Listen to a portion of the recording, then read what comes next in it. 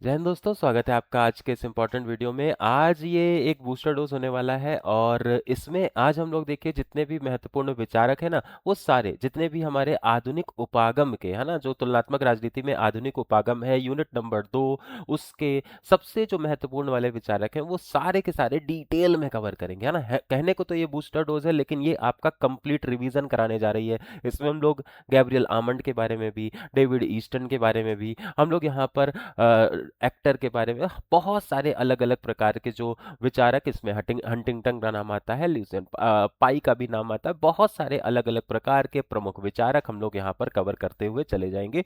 और बहुत सारे क्वेश्चन इससे आए भी हैं, है ना, बहुत सारे, चाहे यूजीसी एग्जामिनेशन की बात करें, चाहे आप टीजीटी पीजीटी एग्जामिनेशन की बात करें, हर जगह पर एलटी एग्जामिनेशन में भी देखने को क्वेश्चन मिलते हैं इनसे। और ये ऐसे हैं जो बच करके निकल जाते हैं, तो इन सब को हम पकड़ करके ले आए हैं आज के इस सेशन में। आप इनसे जूझने का प्रयास करिए। जो ना समझ में आए उसे आप कमेंट बॉक्स में जरूर हमारे साथ में शेयर करिएगा, ठीक है। तो चलिए शुरुआत करते हैं ना। तो ये जो हमारा ये एक आपको थंबनेल दिख रहा है, ये हमारा एक ऐसा सेशन है जिसमें हम लोग पेपर से पहले पेपर का फॉर्मेट को प्रैक्टिस करते हैं। 150 क्वेश्चन एक क्लास में हम लोग प्रैक्टिस करते हैं और इसके 2 सेशन ऑलरेडी हो गए हैं। उसकी लिंक आपको डिस्क्रिप्शन बॉक्स में और प्लेलिस्ट वाले सेक्शन में मिल जाएगी, वहां से आप इसे फॉलो कर लीजिएगा, ठीक है। अभी अगर आप हमारे पॉलिटिकल साइंस बैच में आना चाहते हैं तो 574 रुपए उसको आपको केवल यहाँ पर देना है और उसके आधार पर आपकी प्रिपरेशन शुरू हो जाएगी। तुलनात्मक राजनीति का दूसरा वाला यूनिट, सिलेबस का स्क्रीनशॉट हर क्लास में आपको देखने को मिलता है। और यहाँ पर जो पारंपरिक उपागम है, उसको उसके काउंटर पार्ट या उसके एक प्रपोजल या विकास के या डेवलपमेंट के क्रम में आया था आधुनिक उपागम। आधुनिक उपागम में बहुत सारे लोगों ने अलग अलग प्रकार के विचार दिए।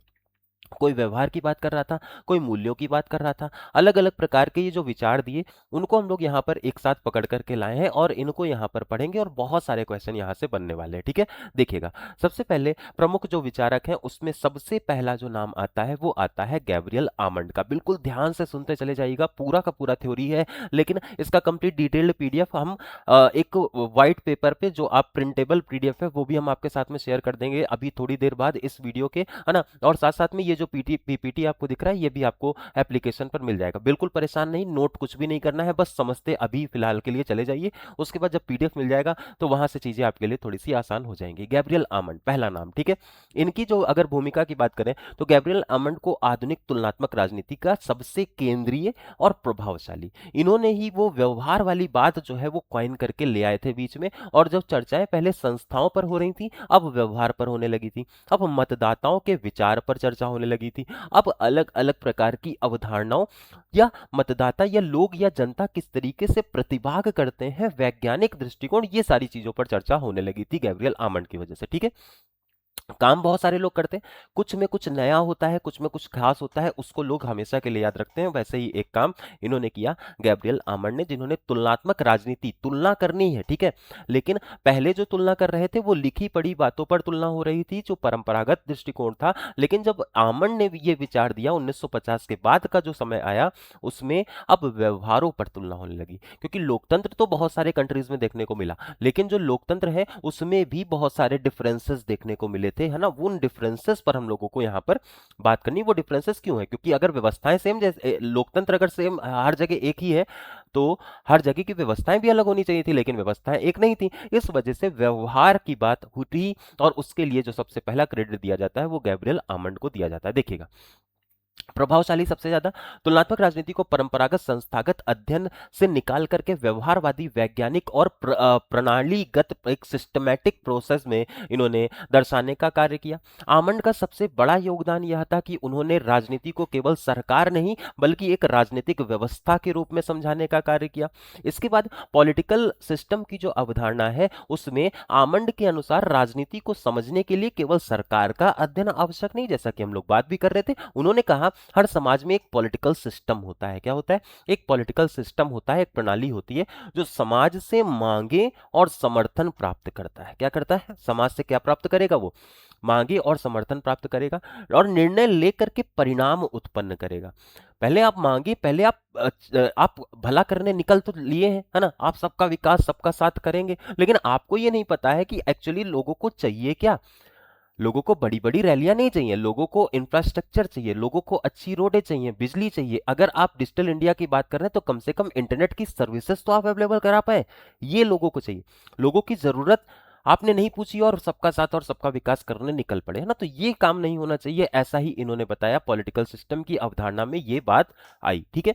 उसके बाद दूसरा जो पॉइंट आया, पॉलिटिकल सिस्टम में क्या शामिल है, तो इसमें औपचारिक संस्थाएं शामिल हैं, जिसमें सरकार है, न्यायपालिका है, संसद है, ये सारी चीजें आ जाएंगी।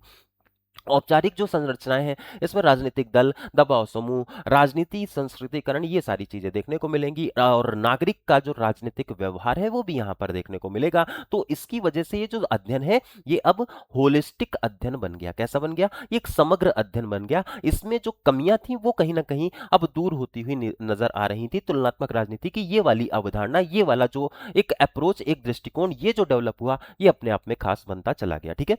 उसके बाद आगे बढ़ते हुए स्ट्रक्चरल फंक्शनल अप्रोच पर जब आए तो आमंड ने तुलनात्मक राजनीति में संरचनात्मक कार्यात्मक उपागम को विकसित किया। क्या किया इन्होंने? तुलनात्मक राजनीति में संरचनात्मक कार्यात्मक उपागम को विकसित करने का काम किया। राजनीतिक दल, विधायिका, नौकरशाही, दबाव समूह, ये सारी चीजें यहां पर देखने को मिली, ठीक है।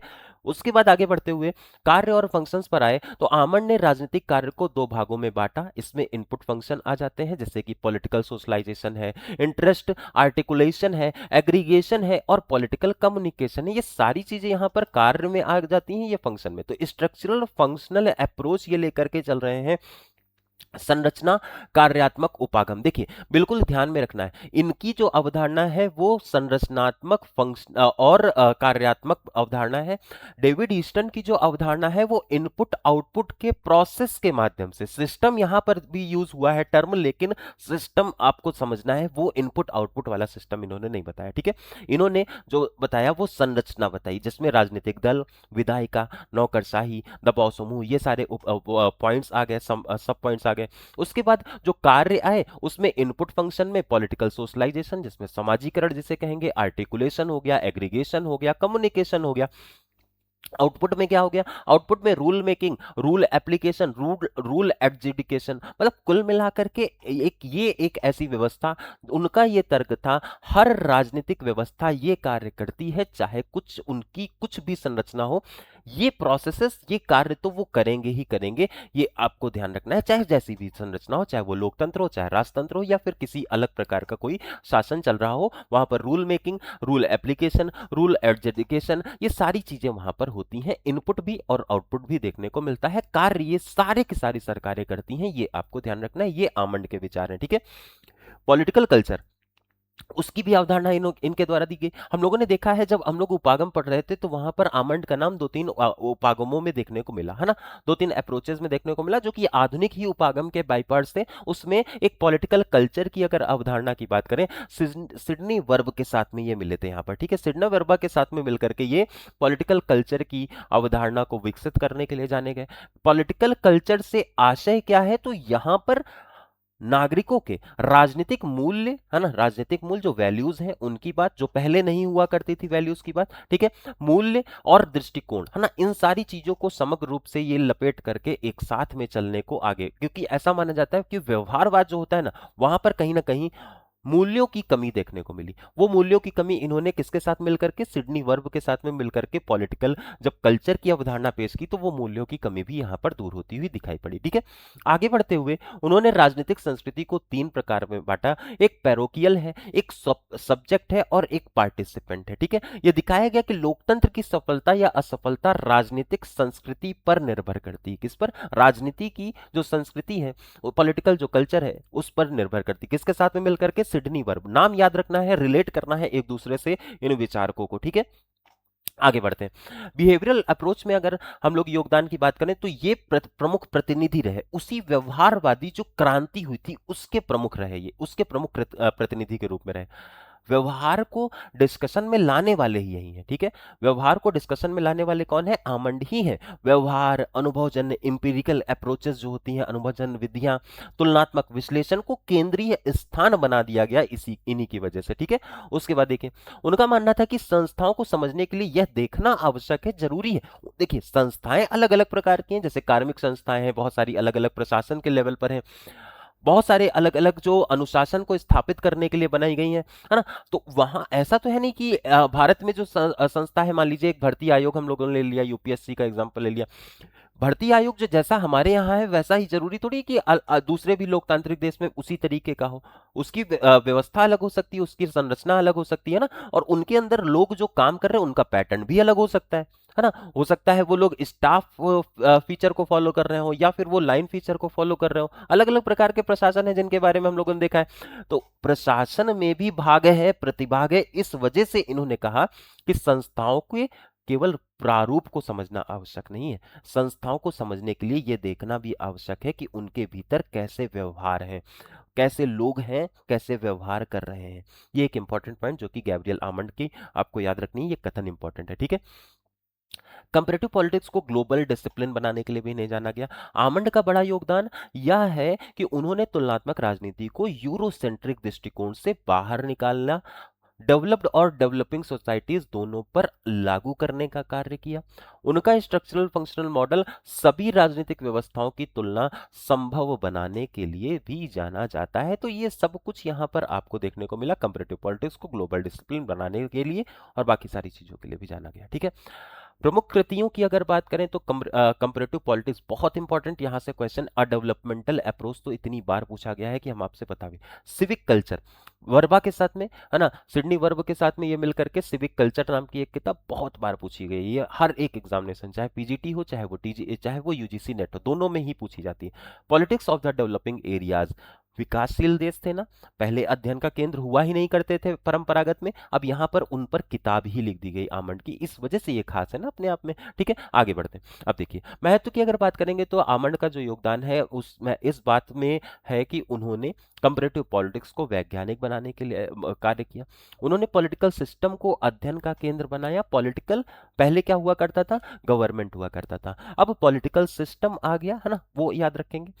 बिहेवियर और कल्चर को राजनीति से जोड़ने के लिए इन्हें जाना जाता है और मॉडर्न अप्रोच की नींव इन्होंने ही रखी थी। 1950 के बाद का ये दशक है, ठीक है। समय भी आपको थोड़ा सा अपने दिमाग में रखना होगा, ठीक है। आगे बढ़ते हैं। इन्होंने अगर इसी कारण से मॉडर्न कंपैरेटिव पॉलिटिक्स का आर्किटेक्ट, क्वेश्चन बहुत बार पूछा गया है, आर्किटेक्ट किसे कहा गया, तो गैब्रियल आमंड को कहा गया। मोटा मोटा इतने ही क्वेश्चन गैब्रियल आमंड से आते हैं। आलोचना की बात कर लेते हैं। आलोचना भी समझना जरूरी होता है, तभी आप पूर्ण उस विषय को, उस एक विचारक को आप समझ पाएंगे। सबसे ज्यादा कि ये बहुत ज्यादा जनरलाइज कर देते हैं चीजों को। सत्ता संघर्ष, वर्ग संघर्ष की उपेक्षा कर रहे हैं, सत्ता संघर्ष की ही उपेक्षा कर दी। स्ट्रक्चरल फंक्शनल मॉडल का अमूर्त स्वरूप ये दे रहे थे, वो रियलिटी से थोड़ा सा दूर लग रहा था। पश्चिमी मूल्यों का अप्रत्यक्ष प्रभाव ये देने के लिए भी इनकी आलोचना होती है। तो मतलब अप्रत्यक्ष प्रभाव इनके ऊपर देखने को मिल ही गया कहीं ना कहीं। मतलब ऐसा होता है ना कि आप अगर किसी की कमी बता रहे हैं तो कई बार आप उसी के बारे में या उसी की कमी बताने लगते हैं, तो कहीं ना कहीं इन्फ्लुएंस तो आप उसी से है ना। तो इस वजह से इनकी आलोचना होती है, ये आपको ध्यान रखना है, ठीक है। तो इस तरीके से गैब्रियल आमंड रहे। कुल मिलाकर के जो निष्कर्ष निकला इनका, तुलनात्मक राजनीति को एक नए युग में जरूर ले जाए गए। सरकार से उन्होंने राजनीति को सरकार से आगे माना, समाज और व्यवहार से जोड़ करके बताया, वैज्ञानिक और वैश्विक बनाने के लिए भी इनको जाना जाता है। आधुनिक तुलनात्मक राजनीति की कल्पना संभव नहीं है उनके बिना, ये आपको ध्यान रखना है। इन्होंने एक बेस तैयार करके दे दिया, अब इस पर आगे के विचारक जो आएंगे वो इस पर कुछ ना कुछ ऐड करते हुए चले जाएंगे और हमारी आधुनिक जो दृष्टिकोण है वो पूरा होता चला जाएगा, ठीक है। तो ये मोटा मोटा आपको क्लियर हो गए होंगे। अब देखिए कमेंट सेक्शन आपके पास में अवेलेबल रहेगा, वहां पर आप अपने विचार देते रहेंगे, कोई डाउट होगा वो भी वहां पर आप देते रहेंगे, उसमें किसी भी प्रकार की कोई कंजूसी नहीं करेगा, ठीक है। आगे बढ़ते हैं। देखिए गैब्रियल आमंड आधुनिक तुलनात्मक राजनीति का सबसे प्रमुख विचारक के रूप में जाना गया और ये political system, structural functional approach, political culture के माध्यम से इस अनुशासन को वैज्ञानिक और व्यवहारवादी आधार प्रदान करता है, ठीक है। उसके बाद अगला जो आता है वो डेविड ईस्टर्न आता है। कौन आता है? David eastern. इनका सिस्टम्स का जो अप्रोच है उसके जनक ये माने गए। इनपुट आउटपुट मॉडल, वो सारी चीजें आपको देखने, अच्छा इनपुट आउटपुट इनका भी था, ठीक है। देखिएगा दोनों में कंफ्यूजन बहुत होता है। यहां पर जो है ना इन्होंने कार्य बताए हैं, ठीक है, ये कार्य हैं, ये मॉडल के बारे में कोई बात नहीं करते। ये इनपुट फंक्शन और आउटपुट फंक्शन की बात करते हैं। मोटा मोटा इन्होंने दो राजनीतिक कार्यों को दो भाग में केवल बांटने का काम कर दिया था। ठीक है।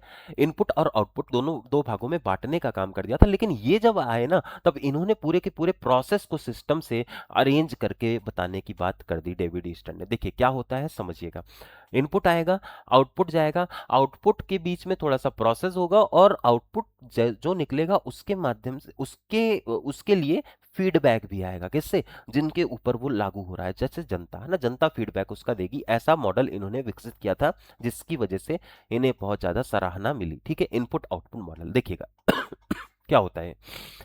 अगर इसकी भूमिका की बात करेंगे तो आधुनिक तुलनात्मक राजनीति के सबसे बड़े विचारक या प्रभावशाली विचारक ये भी हैं इनमें, मतलब आमंड ईस्टन, दो नाम बहुत ज्यादा पूछे जाते हैं। ठीक है, उसके बाद में राजनीति को पहली बार एक व्यवस्थित प्रणाली के रूप में समझाने के लिए इन्हें जाना जाता है। इन्होंने यह दिखाया कि राजनीति समाज से अलग नहीं है किसी भी हाल में।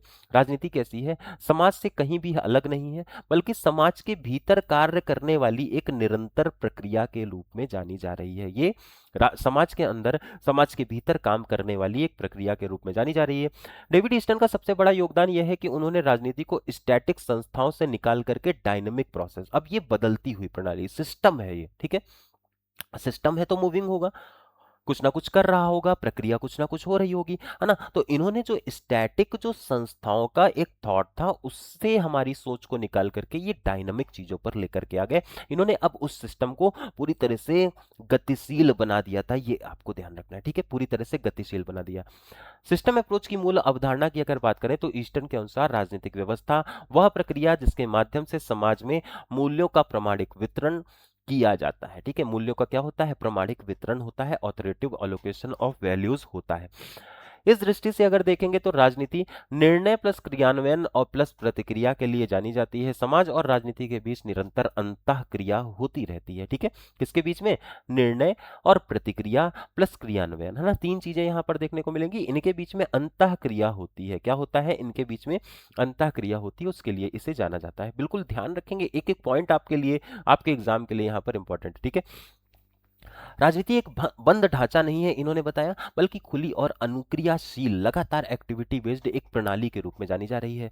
इनपुट आउटपुट मॉडल की बात करें तो ईस्टर्न का जो मॉडल था उसमें इनपुट देखने को मिल रहा है। ठीक है, इनपुट में क्या क्या है? इनपुट में देखिए जो मांगे हैं, है ना, डिमांड्स जो है वो इनपुट में इन्होंने रखी थी।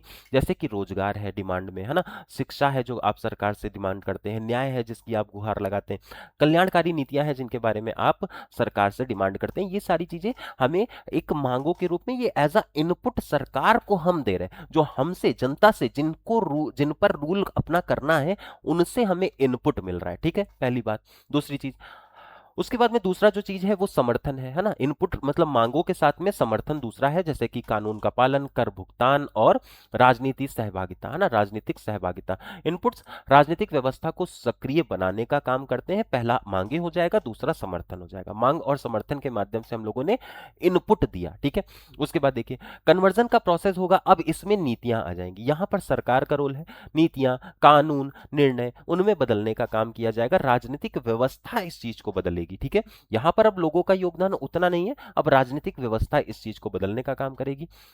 यह वह चरण है जहां पर सरकार भी है, जहां पर नौकरशाही भी है और विधायिका भी है। बहुत इंपॉर्टेंट है। ठीक है, बहुत इंपॉर्टेंट है।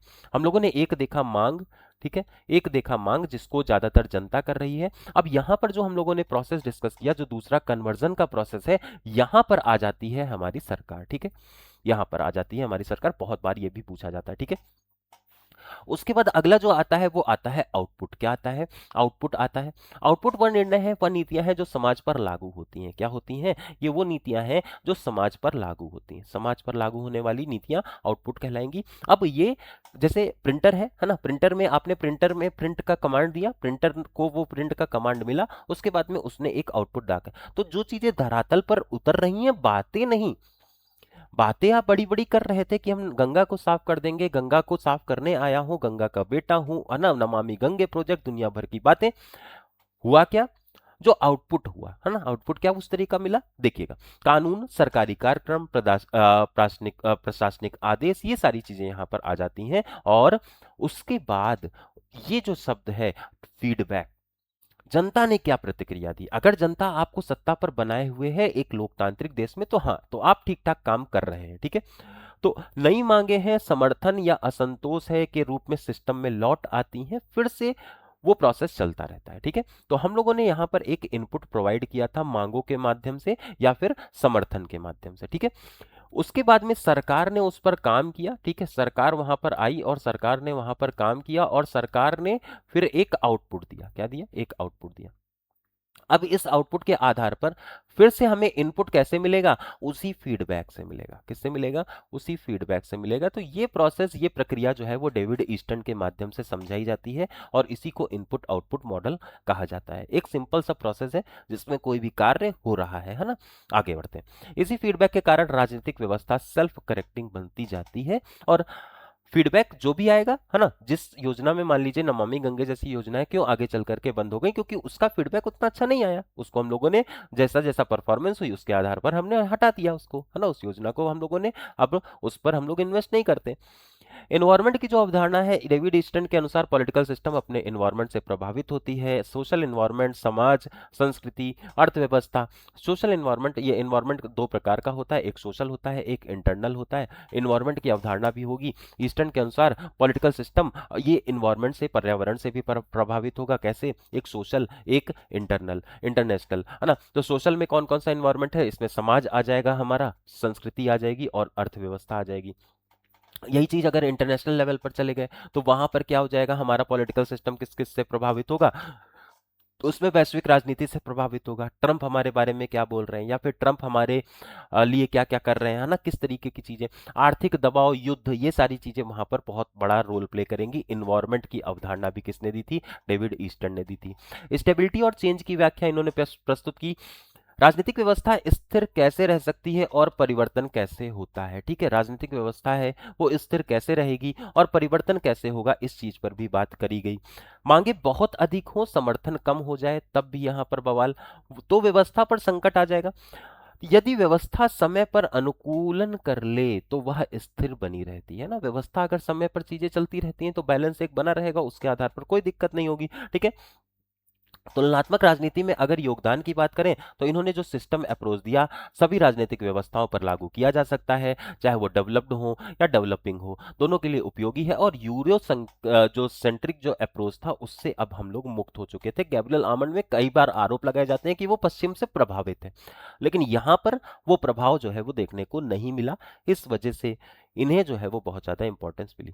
तुलनात्मक राजनीति में उनकी भूमिका क्यों केंद्रीय इसी वजह से माना जाता है। प्रमुख कृतियों की बात करें तो पॉलिटिकल सिस्टम इनकी किताब, फ्रेमवर्क और फॉर द पॉलिटिकल एनालिसिस दूसरी, और system analysis of the political life ये तीसरी इनकी किताब है, जो कि बहुत ज्यादा पूछी जाती है, बहुत ज्यादा इंपॉर्टेंट है डेविड ईस्टन के बारे में।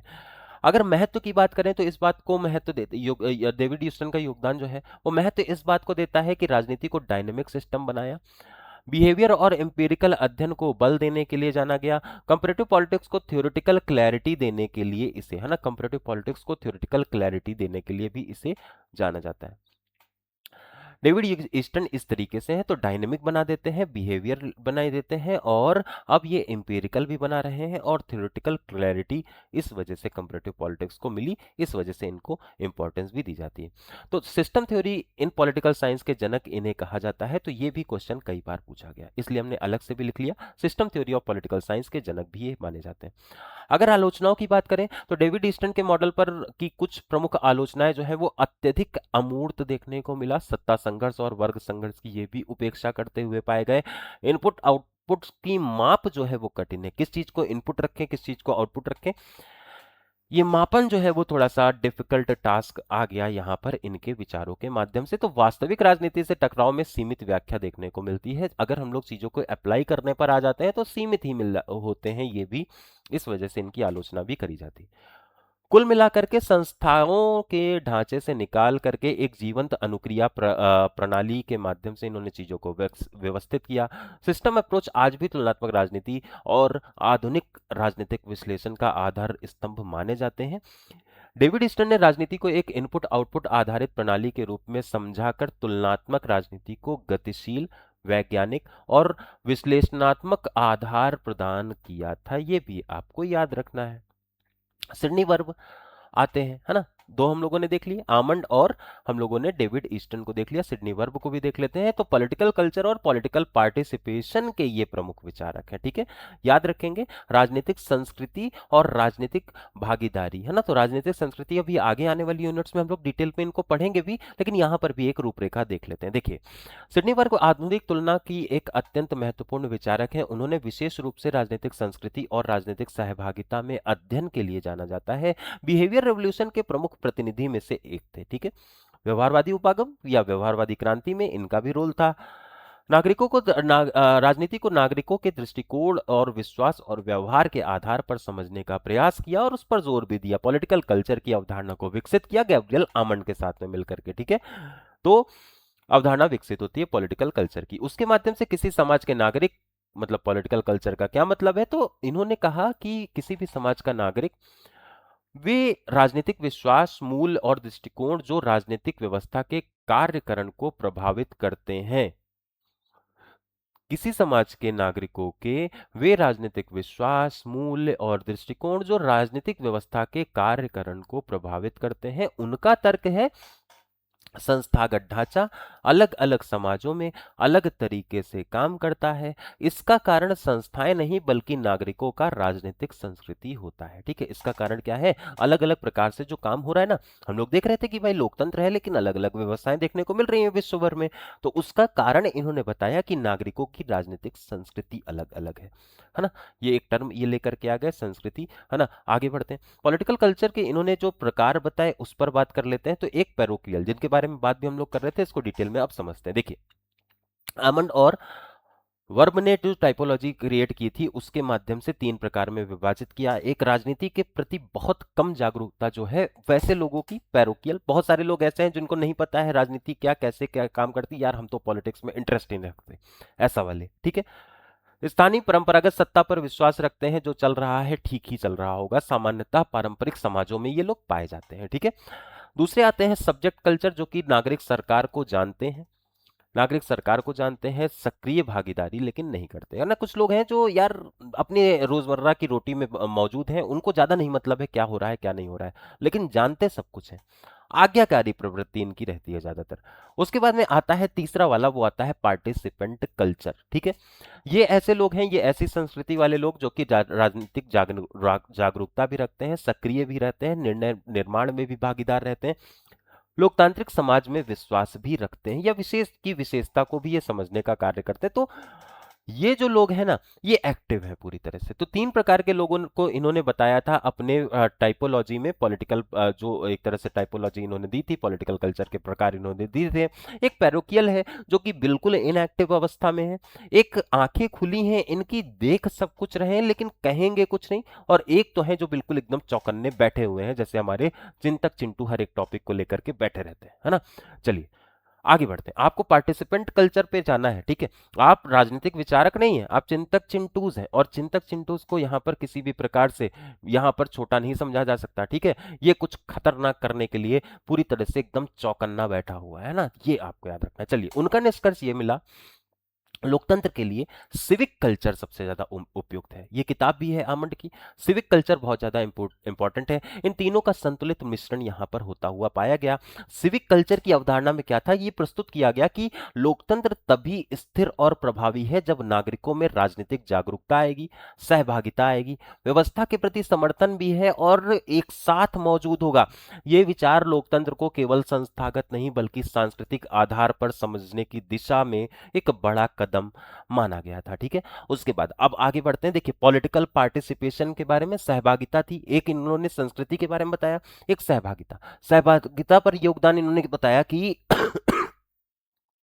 सिडनी वर्ब राजनीतिक सहभागिता को लोकतंत्र का जीवंत मानते हैं। केवल चुनावों से नहीं बल्कि नागरिकों की निरंतर भागीदारी से ये मजबूत होता जाता है। शिक्षा, सामाजिक आर्थिक स्थिति और संस्थाओं तक पहुंच भी बहुत ज्यादा, पार्टिसिपेशन, सहभागिता, उसके बिना राजनीति पॉसिबल नहीं है। तो दो चीजें इन्होंने बताई, एक नाम पार्टिसिपेशन है और एक कल्चर है, दोनों ही आपको याद रखना है। ठीक है, आगे बढ़ते हैं। बिहेवियरल अप्रोच में इनका क्या योगदान था, ये भी उसके वर्ब भी वर्बा भी इसके बहुत ज्यादा क्या थे, प्रबल समर्थक के रूप में जाने गए। सर्वे, साक्षात्कार, आंकड़े, है ना, इनका व्यापक प्रयोग किया। उनका जोर इस बात पर था कि राजनीति को समझने के लिए नागरिकों के व्यवहारों को वैज्ञानिक तरीके से मापा जाए। व्यवहार भी लो और साइंस भी लगाओ उसमें। ठीक है, व्यवहार में आप साइंस भी लगाओ, उसको जोड़ करके एक व्यवस्था बनाओ, तब आपका जो अध्ययन है वो पूरा माना जाएगा। आंकड़े भी आएंगे, सर्वे भी आएगा, साक्षात्कार भी आएगा। ठीक है, आगे बढ़ते हैं। तो अगला जो हमारा पॉइंट है उसमें तुलनात्मक राजनीति में महत्व अगर देखेंगे तो सिडनी वर्ब के योगदान का का योगदान का महत्व इस बात में है, उन्होंने बिहेवियर को तुलना राजनीति का केंद्र बनाया, कल्चर और डेमोक्रेसी के संबंध को स्पष्ट किया, डेवलप्ड और डेवलपिंग सोसाइटीज दोनों के लिए उपयोगी अवधारणा देने के लिए जाना। इस कारण वे तुलनात्मक राजनीति के कोर थिंकर्स में भी आते हैं, है ना। सिडनी वर्ब को भी नहीं भूलना है, सिडनी वर्ब बोल लीजिए, कहीं वर्ब लिखते हैं कहीं वर्बा लिखते हैं, ठीक है, याद रखेंगे। ठीक है, प्रमुख कृतियां पूछते हैं, सिविक कल्चर गैब्रियल आमंड के साथ बहुत फेमस है। ठीक है, उसके बाद पार्टिसिपेशन इन अमेरिका, सहभागिता पर ये, ठीक है, एक तो संस्कृति पर हो गई, फिर सहभागिता, उसके बाद वॉइस एंड इक्वालिटी, ये भी एक इंपॉर्टेंट है, छोटी सी है लेकिन पूछ ली जाती है। ठीक है, प्रमुख कृतियां भी आपको याद रखनी। आलोचना क्यों हुई, पॉलिटिकल कल्चर को मापना, देखिए संस्कृति का कोई मापन कितना आप कैसे कर सकते हैं, ये थोड़ा सा एक डिफिकल्ट टास्क है, इस वजह से इनकी आलोचना हुई, पहला कारण। दूसरा है सत्ता संघर्ष और वर्गीय असमानता की सीमित चर्चा हुई, पश्चिम लोकतंत्र अनुभवों का प्रभाव देखने को मिला। ठीक है, पश्चिमी लोकतंत्र अनुभवों का प्रभाव भी।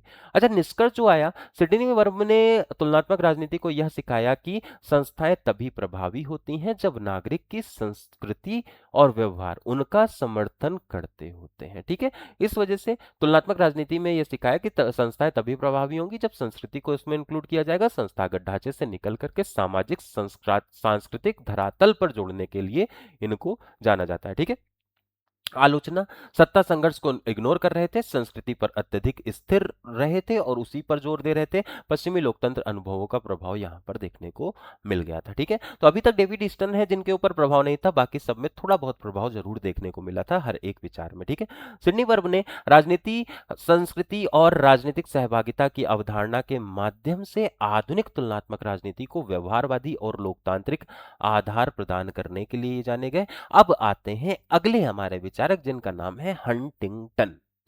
इनका नाम हमें बहुत अच्छा लगता है ना, हंटिंगटन, एक रिदम है इसमें। हंटिंगटन आते हैं तो सैमुअल पी हंटिंगटन इनका पूरा नाम है। इन्होंने पॉलिटिकल डेवलपमेंट की बात की। ठीक है, एक ऐतिहासिक विकास पहले हम लोगों ने किया था ना, जब अरस्तु और बाकी सारी चीजें, परंपरागत उपागम था, वहां पर चीजें थी, इतिहास के हिसाब से सब कुछ डेवलप हो रहा था। ठीक है, लेकिन यहां पर जो बात आएगी वो राजनीतिक विकास की आएगी, ऐतिहासिक नहीं, अब राजनीतिक विकास की बात। अब यहां पर हम लोगों को जीरो से नहीं शुरू करना, हम लोगों को अभी जो करंट में चल रहा है उसको आधार मान करके आगे बढ़ना है। ठीक है, हंटिंगटन आधुनिक तुलनात्मक राजनीति के उन प्रमुख विचारकों में है जिन्होंने राजनीतिक विकास के दृष्टिकोण को राजनीतिक विकास को एकदम नया ही दृष्टिकोण दे दिया।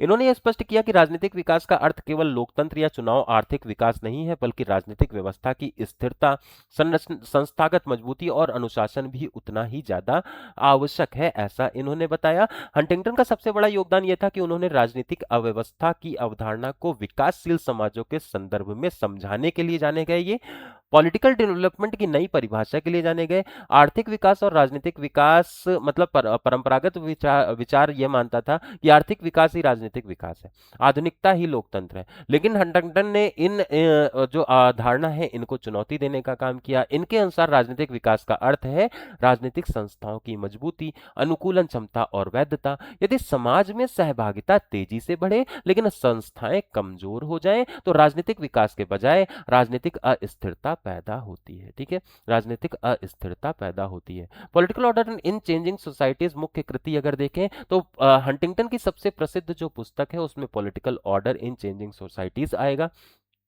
तेज सामाजिक परिवर्तन, शहरीकरण, शिक्षा का प्रसार, राजनीतिक जागरूकता, ये सारी चीजें देखने को मिलेंगी। अच्छा, यदि मजबूत संस्थाओं के बिना वह भ्रष्टाचार, सैन्य हस्तक्षेप, राजनीतिक हिंसा, अस्थिरता को जन्म देता है। इसलिए उन्हें ऑर्डर व्यवस्था को डेमोक्रेसी से पहले रखा था। ठीक है, उन्होंने व्यवस्था को राजनीति से पहले या डेमोक्रेसी से पहले रखा था। मजबूत संस्थाओं के बिना तो वह भ्रष्टाचार, है ना, यदि मजबूत संस्थाओं के बिना वह हो तो ये पूरी तरह से भ्रष्टाचार, सैन्य हस्तक्षेप, राजनीतिक हिंसा, अस्थिरता, इन सारी चीज, है ना। तो मुख्य जो कृति यहाँ पर रही political order in changing societies, इसमें उन्होंने तर्क दिया कि तेज जो सामाजिक परिवर्तन है, शहरीकरण है, शिक्षा का प्रसार है, राजनीतिक जागरूकता है, अगर यदि मजबूत संस्थाएं नहीं होंगी तो वहां पर भ्रष्टाचार भी आएगा, सैन्य आधार पर हस्तक्षेप भी आएगा, हिंसा भी होगी और अस्थिरता भी होगी।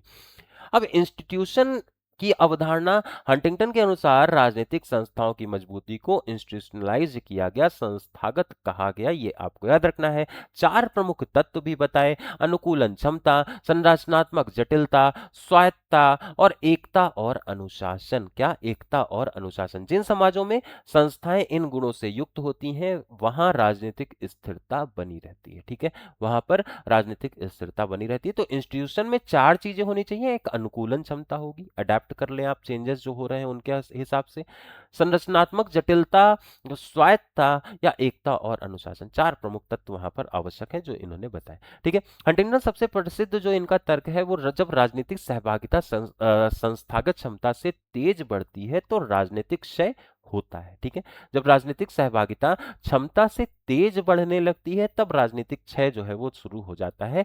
ये इन्होंने पार्टिसिपेशन बनाम इंस्टीट्यूशनल कैपेसिटी के बारे में एक विचार दिया जो कि बार बार हमारे एग्जामिनेशन में आता है। ठीक है, तो जनता जागरूक है, मांगे बढ़ रही हैं, लेकिन संस्थाएं उन्हें संभाल नहीं पा रही हैं, उन्हें संभालने में असमर्थ हैं, तो परिणाम अराजकता हो जाता है। तो इन्होंने इस विशेष रूप से थर्ड वर्ल्ड देशों की राजनीति को समझने में ये सहायक मत, इनका ये मत माना गया, है ना। तो ये आप बिल्कुल समझ पा रहे हैं कैसे इन्होंने दोनों को कंपेयर करने की बात की, है ना। अगर मान लो राजनीति, जनता जागरूक है, मांगे बढ़ रही हैं, लेकिन संस्थाएं उन्हें संभाल नहीं पा रही तो भी वो गड़बड़ है मामला। ठीक है, तो राजनीतिक तुलनात्मक राजनीति में इनका जो योगदान है उसमें अगर हम लोग देखें तो डेवलपमेंट को इन्होंने स्टेबिलिटी से जोड़ने का काम किया, डेवलपमेंट को एकमात्र लक्ष्य मानने से इनकार कर दिया, वास्तविक समस्याओं को उजागर करने के लिए इसे जाना जाता है। उनकी अवधारणा आलमंड आमंड और ईस्टर्न के मॉडल्स को ग्राउंड रियलिटी से जोड़ने के लिए जानी जाती है। ठीक है, इनको ग्राउंड रियलिटी से जोड़ दिया, है ना। ये जो काल्पनिक अवधारणाएं हैं या फिर अमूर्त अवधारणाएं हैं इनको अब रियलिटी से जोड़ने का काम हंटिंगटन ने किया, ये आपको याद रखना है। प्रमुख जो इनकी अवधारणा है कि कॉन्सेप्ट है उसमें political order, political decay, institutionalisation और मॉडर्नाइजेशन विदाउट स्टेबिलिटी जैसे की कॉन्सेप्ट देखने को मिले। आलोचना भी हुई, तो डेमोक्रेसी पर ऑर्डर को प्राथमिकता देने के लिए इनकी आलोचना, जैसा कि हम लोगों ने देखा ही था कि लोकतंत्र पर इन्होंने, लोकतंत्र से ऊपर इन्होंने ऑर्डर को रख दिया था। ऑथोरिटेरियन जो थोड़ी सी टेंडेंसीज देखने को मिल रही थी, जनता की भागीदारी को समस्या के रूप में देखना थोड़ा सा इनकी आलोचना का कारण बना। पश्चिमी सुरक्षा दृष्टिकोण का प्रभाव यहां पर भी है, फिर भी व्याख्या को अत्यंत यथार्थवादी बनाते हुए इनको थोड़ा सा याद किया जाता है, थोड़ा सा रियलिटी से जोड़ने के लिए इन्हें याद किया जाता है। उपागम, अगर उपागमों में स्थान देखें तो पहलू इनका जो था वो डेवलपमेंटल इंस्टीट्यूशनल पहलू था, फोकस स्टेबिलिटी प्लस इंस्टीट्यूशन पर था, समाज जो है वो डेवलपिंग और ट्रांजिशनल था, दृष्टिकोण जो है वो रियलिस्ट था। दृष्टिकोण कैसा था? रियलिस्ट था। तो हंटिंगटन को तुलनात्मक राजनीति में सिखाया कि लोकतंत्र का विस्तार पर्याप्त नहीं, बिना मजबूत संस्थाओं के विश्वास अव्यवस्था लाता है। ठीक है, संस्थाएं बहुत ज्यादा मजबूत होनी चाहिए। तो थोड़ा सा ये अथॉरिटिव की तरफ चले गए थे ना, ये संस्थाओं को अनुशासन, यथार्थ और संस्थागत क्षमता से जोड़ना चाहते थे, जो कि वास्तविक भी था। संस्थाएं अगर मजबूत होंगी वो सादा, लेकिन संस्थाएं जो बने वो किसके, वो जनता के हिसाब से बने, वो व्यवहारों के हिसाब से बने, जो चीजें चल रही थी उसको ही कंटिन्यू करते हुए इन्होंने बस संस्थाओं को थोड़ा सा मजबूती देने की बात कर दी थी, ये आपको याद रखना है। तो हंटिंगटन ने विकास को संस्थागत मजबूती और राजनीतिक व्यवस्था से जोड़ करके आधुनिक तुलनात्मक राजनीति को यथार्थवादी दिशा प्रदान करने के लिए इन्हें जाना गया। ठीक है, उसके बाद में एक और नाम आता है एप्टर का। ठीक है, एप्टर जो है वो पॉलिटिकल डेवलपमेंट, जो राजनीतिक विकास की बात है और थोड़ा सा आधुनिकीकरण और आइडियोलॉजी के विचारक ये माने गए। भूमिका अगर देखेंगे तो डेविड एप्टर आधुनिक तुलनात्मक राजनीति के उन प्रमुख विचारकों में है जिन्होंने राजनीतिक डेवलपमेंट या पॉलिटिकल डेवलपमेंट को केवल संस्थाओं या अर्थव्यवस्था से नहीं बल्कि संस्कृति, विचारधारा और शक्ति संबंधों से जोड़ करके समझाने का कार्य किया। उनका जो मुख्य योगदान था एप्टर का, वो विकासशील समाजों की राजनीति, देखिए विकासशील समाजों की राजनीति को समझना थोड़ा सा आसान नहीं था अगर तुलनात्मक आधार पर देखा जाए, क्योंकि पहले जो व्यवस्था चलती थी वो केवल संस्थाओं के हिसाब से ही चलती थी, व्यवहार का उसमें रोल ही नहीं था।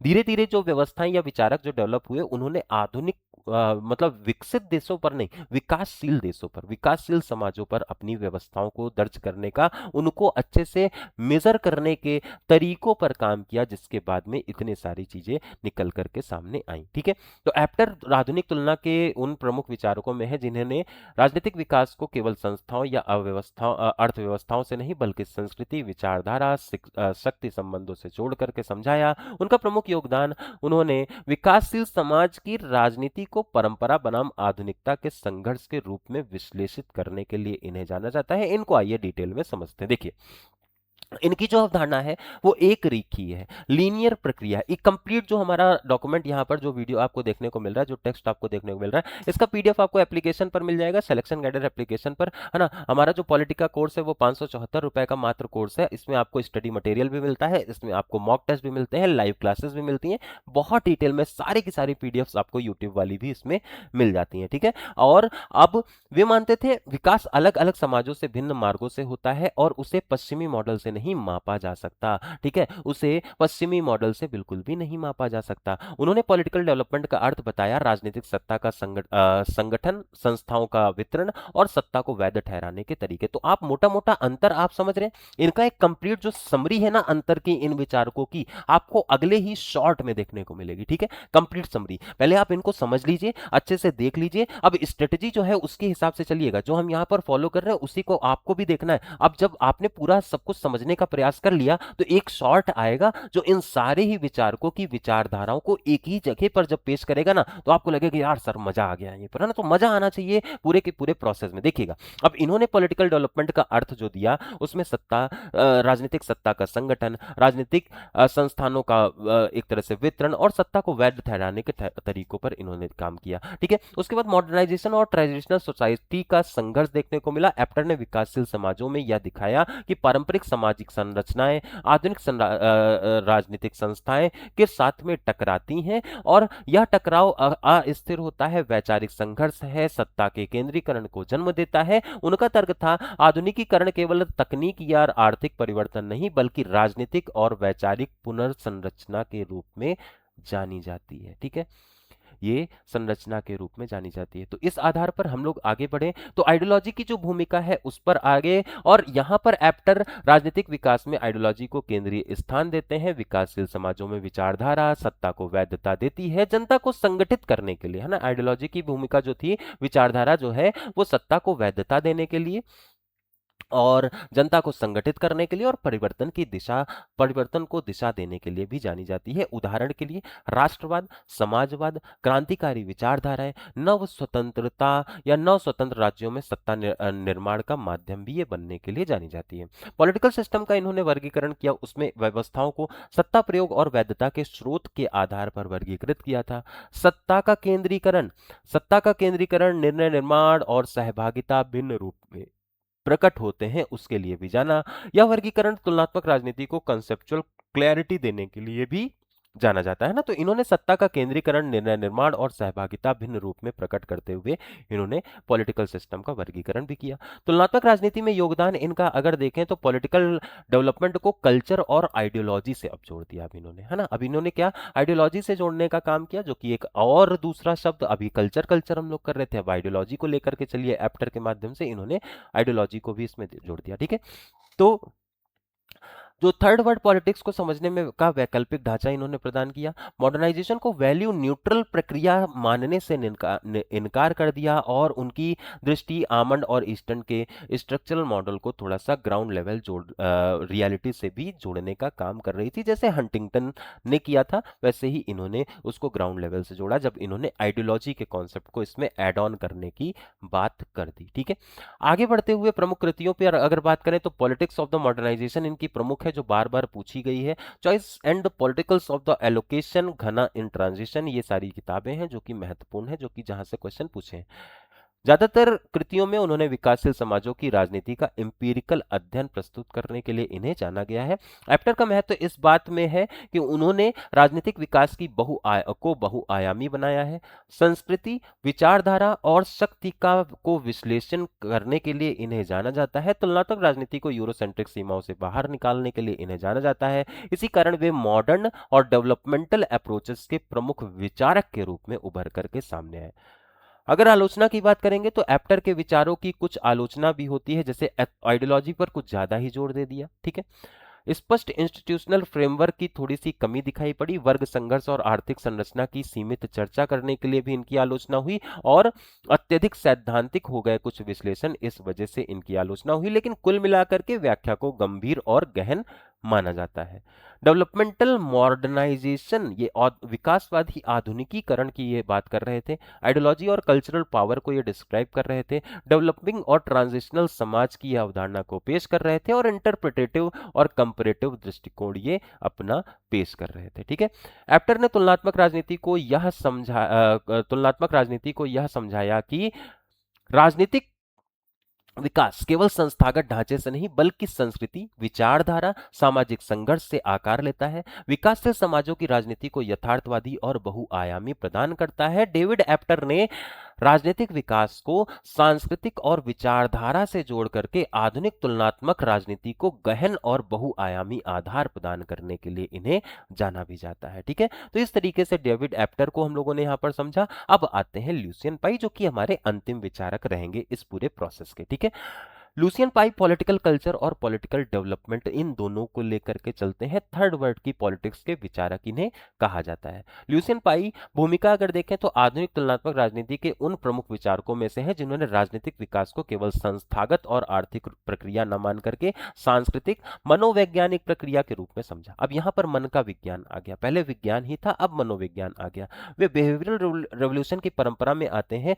लेकिन उनका विश्लेषण कल्चर भी है, साइकोलॉजी भी है। यहां पर ये एक इंपॉर्टेंट टर्म इसमें नया जुड़ा, डेवलपमेंट तो है ही। ठीक है, डेवलपमेंट, विकास तो देखने को मिल रहा है। तीनों को जोड़ करके इन्होंने, पाई ने, ये पूरा का पूरा बॉन्ड तैयार किया। ठीक है, पाई जो है वो यहां पर इन सारी चीजों को करने के लिए जाने जाते हैं। एक संस्थागत ढांचा अलग अलग समाजों में अलग अलग परिणाम क्यों देता है, इनका केंद्रीय प्रश्न रहता है।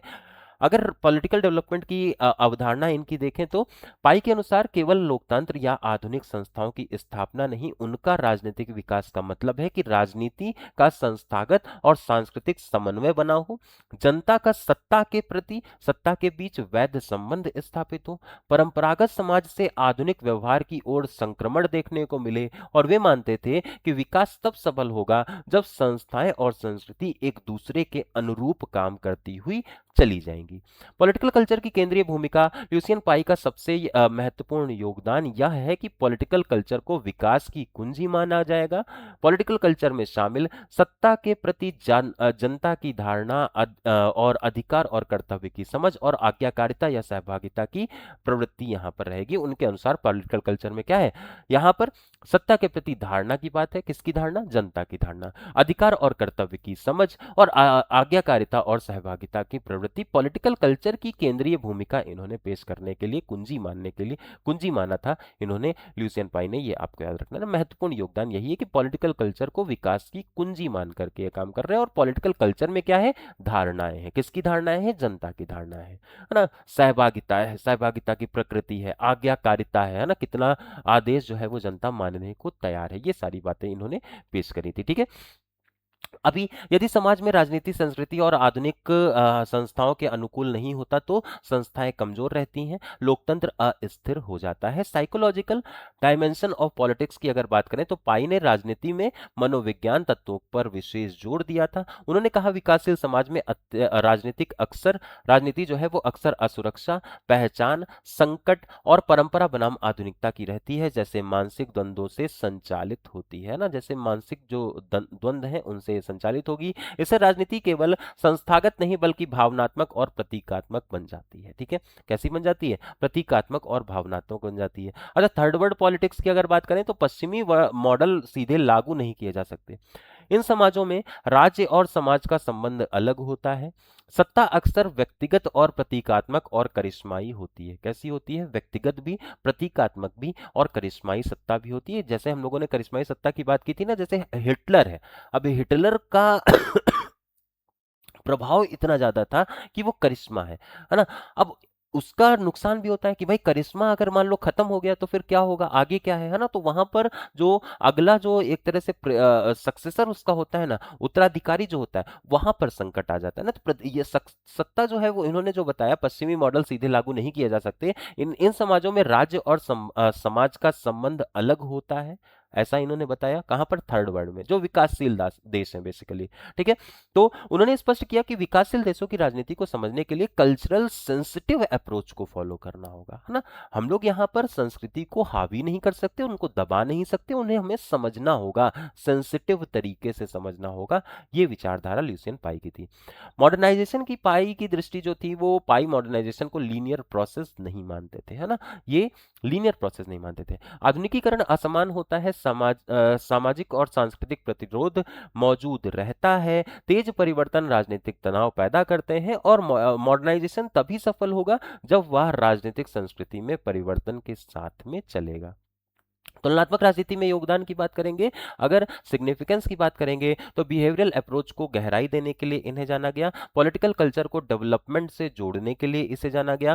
थर्ड वर्ल्ड पॉलिटिक्स को समझने का वैकल्पिक ढांचा प्रदान करने के लिए इसे जाना गया, और यूरोसेंट्रिक जनरलाइजेशन को चुनौती देने के लिए भी इसे जाना गया। तो बिहेवियरल अप्रोच को गहराई दिया, पॉलिटिकल कल्चर और डेवलपमेंट को डेवलपमेंट से जोड़ दिया, और थर्ड वर्ल्ड पॉलिटिक्स को समझने का प्रशासनिक ढांचा या वैकल्पिक ढांचा प्रदान किया। यूरोसेंट्रिक जो जनरलाइजेशन था, उनको चुनौती देने के लिए भी इन्हें जाना गया, पाई को, है ना। आमंड और हंटिंगटन के बीच में ब्रिज थिंकर माने जाते हैं, जहां आमंड स्ट्रक्चरल सिस्टम के आधार पर होते हैं और हंटिंगटन जो है वो इंस्टीट्यूशन और ऑर्डर के बीच में है। तो जब पाई आए तो ये कल्चर और साइकोलॉजी को लेकर के आ गए, इसकी वजह से इन्हें एज अ ब्रिज माना गया। किसके बीच में? आमंड और हंटिंगटन। ये एक इंपॉर्टेंट पॉइंट है, यहां से क्वेश्चन बनेगा ही बनेगा। ठीक है, यहां से क्वेश्चन जरूर बन जाएगा। कुछ चीजें ऐसी होती हैं जो कि हमारे एग्जामिनेशन में डायरेक्टली, है ना, तो ब्रिज थिंकर के रूप में, है ना, ये ब्रिज थिंकर के रूप में पाई को हम लोग मानते हैं। ये एक इंपॉर्टेंट टर्म जो कि आपको याद रखना है। ठीक है।